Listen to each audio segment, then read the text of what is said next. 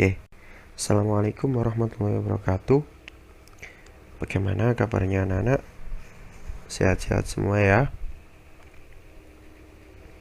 Kita akan melanjutkan materi TIK kita untuk minggu ini. Kita melanjutkan ke bab kedua, yaitu menggunakan Microsoft Office Word. Nah, pada bab sebelumnya kita sudah mengenal sekilas apa itu Microsoft Word dan juga bagaimana tampilannya, kemudian apa saja icon-iconnya. Nah, pada bab ini kita akan sedikit mempelajari lebih detail tentang cara penggunaan dari Microsoft Word sendiri. Oke. Nah, memulai Microsoft Office Word. Anak-anak masih ingat cara membuka Microsoft pada laptop atau komputer kalian? Sedikit kita review. Untuk kemarin di bab sebelumnya kita sudah mempelajari, sudah Ustadz berikan contoh bagaimana dengan cara ke menu Start, kemudian cari icon Microsoft Word, lalu kalian bisa klik, kemudian aplikasi atau software Microsoft Word akan terbuka. Nah, kurang lebih seperti itu ya. Nah,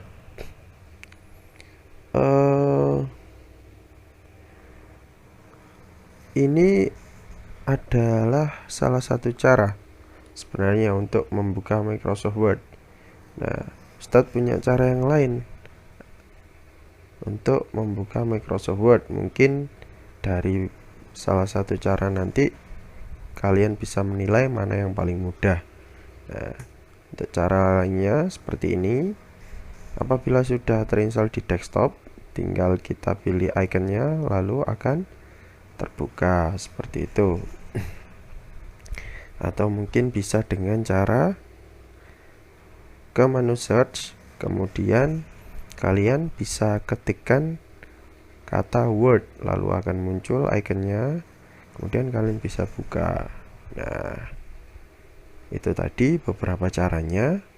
Mana yang menurut kalian lebih mudah, bisa kalian coba dan praktekkan di rumah. Oke. Kemudian pada bab kemarin kita sempat sudah menyinggung apa itu tab pada Microsoft Word. Masih ingat? Ya.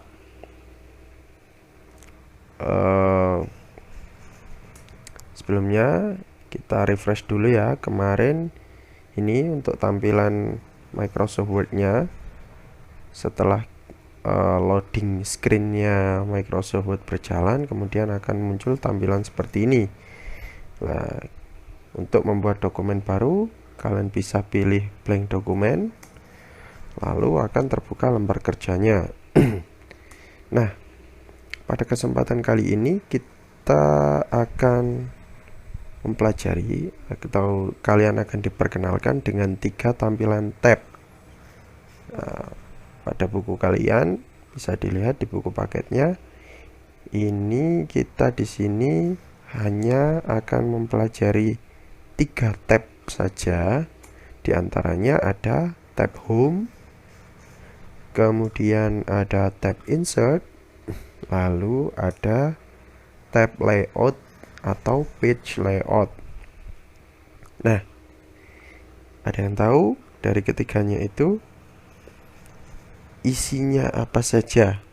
Nah, coba kita pelajari satu-satu. Yang pertama ada tab Home. Nah, tab Home ini kurang lebih bisa kalian amati ini ya di atas. Ini yang namanya tab Home. Nah, sekumpulan menu-menu di sini ini adalah fungsi dari tab Home. Grup-grup fungsi. Nah, ini bisa kita kelompokkan seperti di sini. sudah Ustadz kasih kotak. Di sini adalah fungsi dari grup clipboard. Kemudian ada fungsi font, ada fungsi dari grup paragraf, kemudian ada grup style, dan yang terakhir ada grup editing. Nah, sebelumnya kalian perlu tahu bahwasanya tab home adalah induk dari grup-grup fungsi utama dari Microsoft Word. Grup tersebut berfungsi untuk yang pertama kita bahas adalah grup clipboard. Lah, grup clipboard ini berfungsi untuk secara umum ya, ini untuk mengcopy dan menyalin tulisan.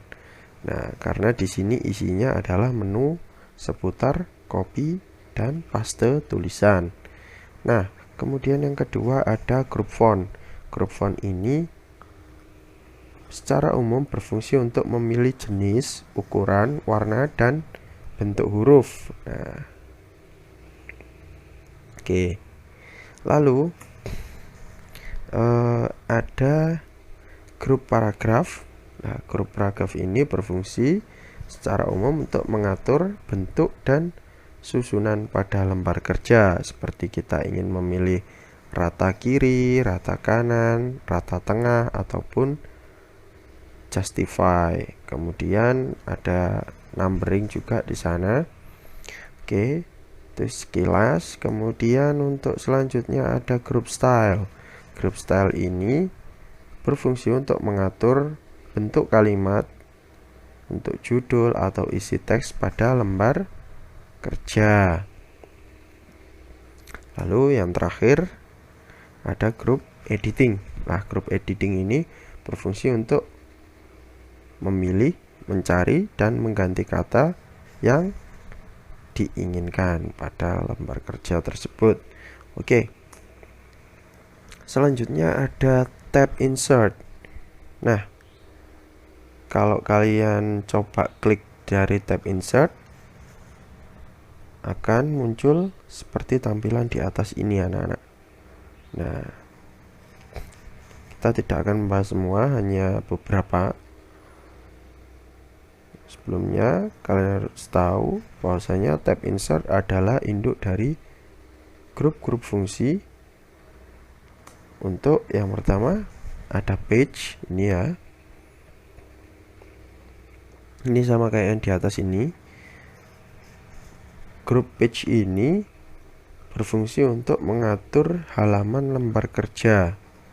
Nah, secara umum fungsi keseluruhan. Sebenarnya nanti tiap menu ini dia punya fungsi masing-masing, tapi secara umum adalah seputar dari mengatur halaman lembar kerja. Nah, kemudian yang kedua ada table, ya ini untuk membuat sebuah table, atau bukan table ya, tabel maksudnya. Mohon maaf. Oke. Yang ketiga ada yang namanya group illustration. Lah, group illustration ini berfungsi untuk menggambar benda dan menyisipkan gambar. Di situ ada menu pictures, kemudian online pictures, lalu ada shape, smart art, dan chart. Ini berfungsi untuk membuat diagram. Kemudian ada screenshot. Nah, lanjut. Yang keempat ada grup link yang berfungsi untuk menyisipkan atau menglinkkan, ya, menyisipkan hubungan internet pada teks yang kita buat. Nah, lalu yang kelima ada grup header dan footer. Grup ini berfungsi untuk membuat judul dan tulisan pada bagian bawah dan atas halaman kerja. Misalkan kalian biasanya di buku ada halaman di bawah, kemudian di atasnya biasanya kadang ada tulisan apa gitu ya. Nah, itu bisa ditambahkan dengan menggunakan grup header footer ini. Nah, kemudian yang keenam, anak-anak, ada yang namanya grup text. Grup teks ini berfungsi untuk membuat teks di dalam kotak.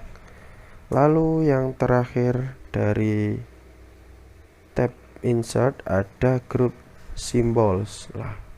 Grup symbols ini anak-anak berfungsi untuk membuat persamaan matematis seperti menyisipkan rumus, lalu memasukkan simbol-simbol yang mana dia berfungsi nantinya untuk penulisan persamaan matematis.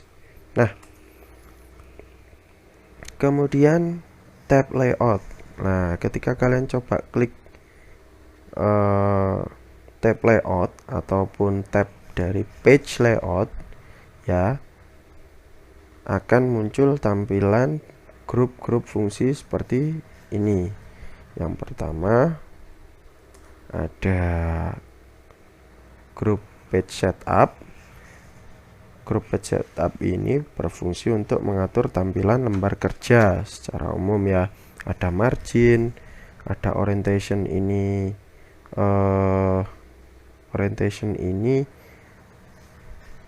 mau berbentuk portrait atau landscape teks kita. Kemudian ada size, ukuran kertas, ada kolom, dan lain sebagainya. Kemudian yang kedua ada yang namanya grup paragraf. Grup paragraf ini sedikit sama dengan yang tadi, yakni untuk mengatur spasi dan jarak dari tepi lembar kerja. Kemudian ada grup range yang fungsinya untuk mengatur posisi gambar dan teks pada lembar kerja. Misalkan kita mau gambar kita berada di pojok kanan, kita tinggal pilih ini position. Kemudian wrap text, ini posisi gambar kita ada di mana, di belakang teks sebagai background ataupun di antara teks dan lain sebagainya. Oke. Nah, ini ada tambahan atau ya sedikit tambahan. Tahukah kamu, jika kamu ingin mengetik huruf kapital pada awal nama orang, nama tempat, atau nama bulan, cukup tekan dan tahan tombol Shift pada keyboard kalian. Kalian bisa mencarinya. Jika sudah ketemu, kalian bisa tekan dan tahan. Tekan dan tahan, ya anak-anak, bukan hanya ditekan. Tekan dan tahan tombol Shift, lalu diikuti dengan mengetikkan huruf yang ingin kamu jadikan kapital. Misalkan contoh seperti kata berikut, Rudi lahir di Lamongan. R-nya jika ingin besar, tekan dan tahan tombol Shift, lalu pencet atau tekan tombol R. Kemudian itu kalau hanya untuk satu atau beberapa huruf yang ingin dibesarkan. Ketika kamu ingin membuat seluruh teks menjadi huruf kapital, cukup tekan tombol caps lock pada keyboard, lalu cobalah mengetik. Maka huruf akan berubah menjadi kapital secara keseluruhan. Nah, anak-anak, mungkin untuk materi minggu ini cukupkan sekian.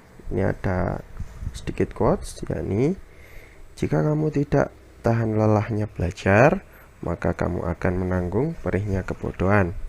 Imam Syafi'i. Jadi anak-anak, pesan Ustadz, jangan pernah malas belajar, karena tinggi derajat seseorang itu bukan dari pangkat maupun hartanya, melainkan dari ilmunya. Dan ilmu juga termasuk bisa menjadi ladang jariah kalian, yakni ilmu yang bermanfaat. Nah, sedikit materi tadi dari Ustadz, semoga ada manfaatnya. Jika ada kesalahan kata maupun ucapan dalam menyampaikan materi tadi, Ustadz mohon maaf sebesar-besarnya. Kita akan lanjutkan pada pertemuan minggu depan. Oke, tetap semangat belajar anak-anak. Akhirnya, assalamualaikum warahmatullahi wabarakatuh.